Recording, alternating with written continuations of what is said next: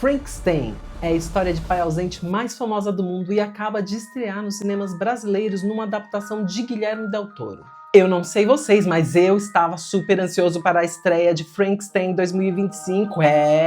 Veio aí, minhas gatas, a estreia que até as góticas de Chique Chique estavam aguardando.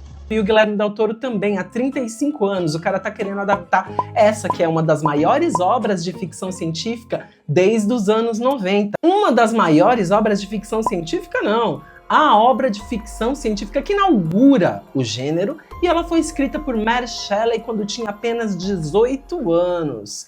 Minha gata, mas você sabia que Frankenstein nem é o nome do monstro?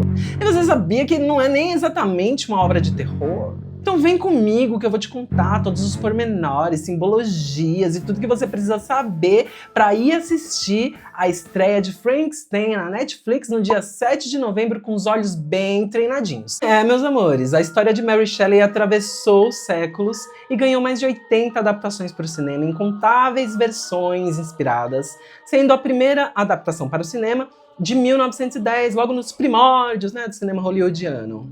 Mas mais do que a obra, o que se popularizou de verdade foi a figura do monstro. O ícone definitivo nasceu na adaptação de James Whale, de 1931, com a atuação de Boris Karloff. Foi neste momento que se popularizou a imagem da testa larga, dos parafusos no pescoço, da pele verde, do terno rasgado, tudo veio daí. James Whale, que era um diretor gay já na década de 30, pioneiríssimo, deu ainda mais profundidade e outras dimensões para o personagem, discutindo também uma camada social, da rejeição do diferente, do estrangeiro dentro da sociedade. Depois, James Whale fez uma nova versão chamada A Noiva de Frankenstein, de 1935, que foi onde a gente começou a achar que realmente existia uma noiva. The Bride of Frankenstein. Até hoje é um ícone feminista, um símbolo também para todas as góticas do mundo inteiro. E depois disso vieram incontáveis versões, inclusive paródia com Robert De Niro, e até a gente chegar em 2025 com essa versão aguardadíssima, essa adaptação de Guilherme Del Toro, estrelado por Mia Goth e... Como é o nome do outro, meu Deus? Essa adaptação de Guilherme Del Toro está dividida em duas partes, sendo que a primeira parte visa mostrar tudo pela ótica do cruel e doidinho Victor Frankenstein. E depois disso, mostra tudo o que ocorreu após a criação da criatura, quando ela começa a ser inserida na sociedade, e aí se desenrola a parte mais emocional do filme, onde a gente começa a humanizar a criatura e desumanizar cada vez mais o Dr. Victor Frankenstein. My maker told his tale, and I will tell you mine. Na obra do Del Toro ela fica um pouco mais boazinha, na obra da Mary Shelley ela fica um pouco mais cruelzinha, a gente vai ver isso ao desenrolar do vídeo, então fica aqui comigo. A adaptação de Guilherme Del Toro, como já esperado, é visualmente impactante, como nos seus filmes anteriores, conhecidos pelo visual, A Forma d'Água e O Labirinto do Fauno. Amo! O filme é visualmente impactante porque, além de ter a Mia Goth lindíssima com figurino impecável, toda a cenografia e fotografia é super bucólica, inspirada em cenas românticas do século XVIII. Na história original, escrita por Mary Shelley em 1816, nós vemos o capitão Robert Walton se correspondendo com a sua irmã. Ele está narrando a impressionante história de quando ele encontrou um homenzinho quase morrendo no gelo, trouxe o homem para o barco e o homem começou a contar uma história muito louca de um monstro que estava perseguindo ele até o fim do mundo. Este monstro é o que erroneamente nós chamamos de Frankenstein, e é agora que nós vamos entrar na história. O contexto é, o romance foi publicado num momento muito conturbado do mundo, era pós-guerras napoleônicas, então tinha corpo desmembrado para todos os lados, e foi neste cenário desolador que Mary Shelley cresceu, o que vai explicar muito do que vem a seguir. Essa monstruosidade que a Shelley apresenta só é possível nesse contexto de pós-guerra. Então essa criatura é feita de corpos desmembrados, o que é uma referência direta a esses traumas, violências aos corpos neste período. Ou seja, Mary Shelley pode ser considerada a mãe das góticas. Apesar de seu livro ser ficção científica, essa menina teve uma vida bizarramente macabra. Então é claro que daqui não sairia conto de fadas. Pra começar, que a vida da menina é cercada de tragédias. Ela perde a mãe super cedo, depois ela cresce brincando ao lado do túmulo da mãe, o que por si só já é uma coisa bizarra, e no seu diário ela deixa registrado que perdeu o bebê aos 16 anos com o amado de sua irmã. Bebê aqui no caso é uma gíria para brusqueta virgem. Como se não bastasse ser o cara que a irmã dela gostava, a fura-olho ainda pegou esse cara que já tinha 2 filhos e era casado.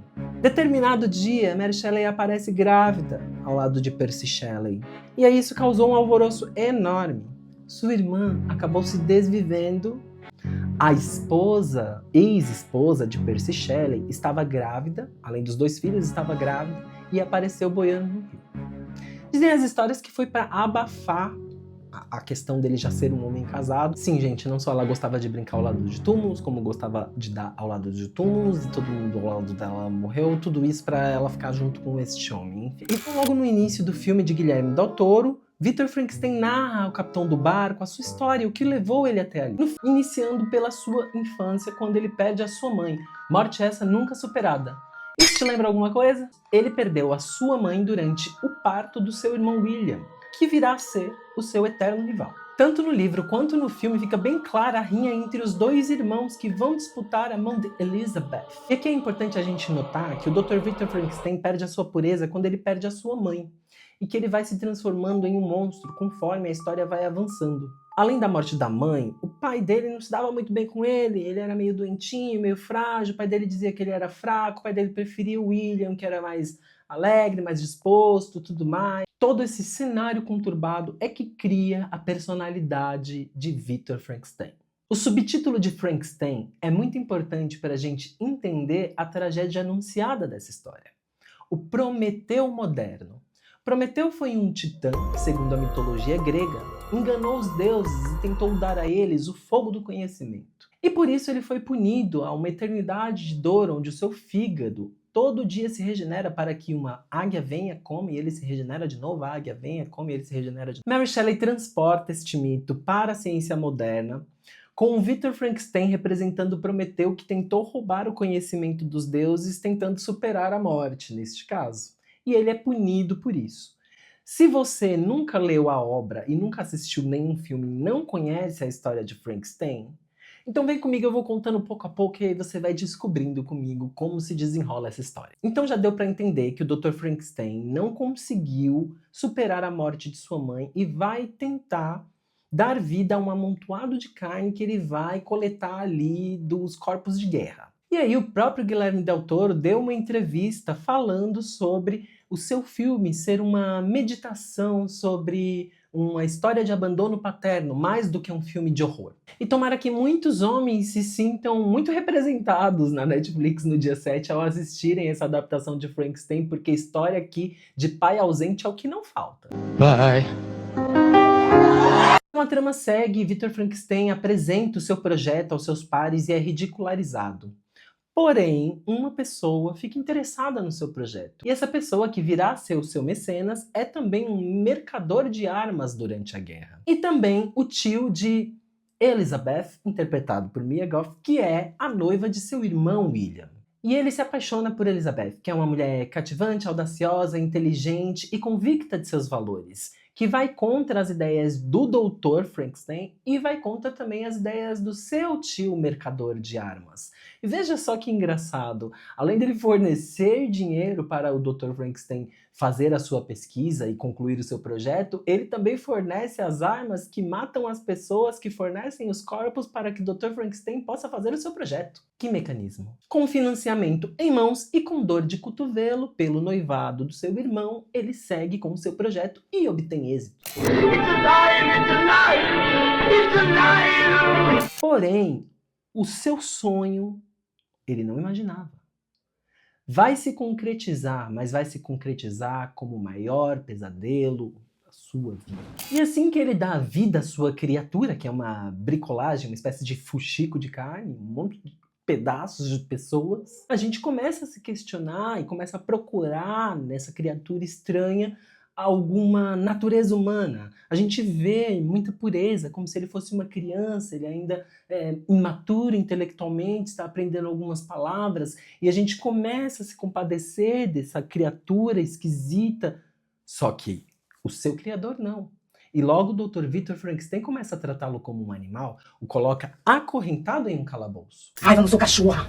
Mesmo se fosse, são animais, são irracionais. Mas nós somos seres humanos, animais, mas somos racionais.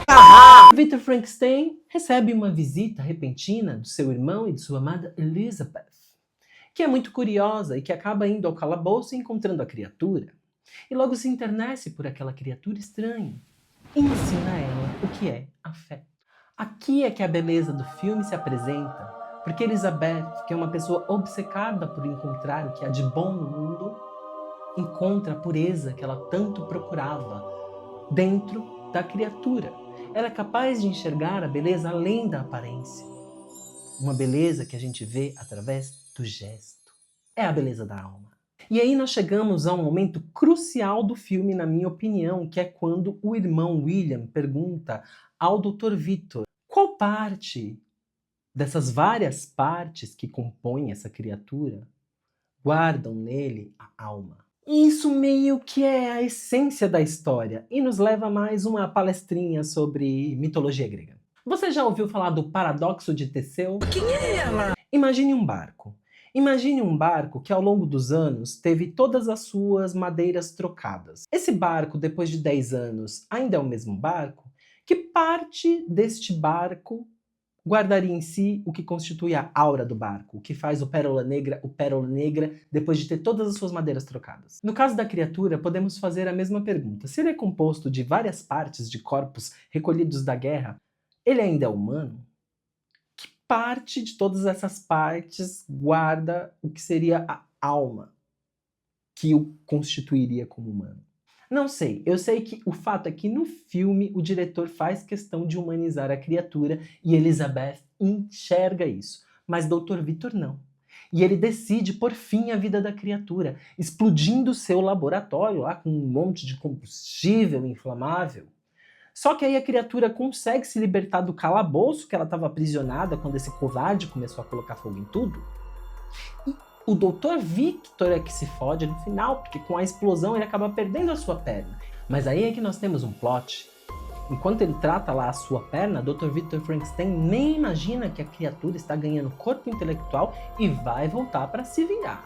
Mas antes da gente avançar, você ainda tá comigo? Você gostou do vídeo até aqui? Comenta pai ausente para eu saber que você tá comigo. No laboratório de Victor, Del Toro coloca uma escultura imensa da Medusa petrificada, inspirada na obra do pintor barroco Caravaggio, que pintou num escudo real o momento da mitologia onde Perseu corta a cabeça da Medusa ainda gestante. Por que isso é importante? Porque quando Perseu corta a cabeça da Medusa gestante, ele faz um parto cesariano nela, que dá asas à imaginação, literalmente. Ele libera Pégasus, que na mitologia grega simboliza a imaginação.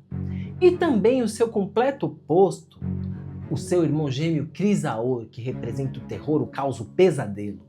A metáfora tá aí, de onde nasce a imaginação e o sonho humano, pode nascer também o terror, o pesadelo. E foi isso que aconteceu com Victor Frankenstein. A sua grande criatura que venceria a morte se torna o seu maior pesadelo. Porque a partir do momento que a criatura ganha alguma condição, ela vai caçá-lo.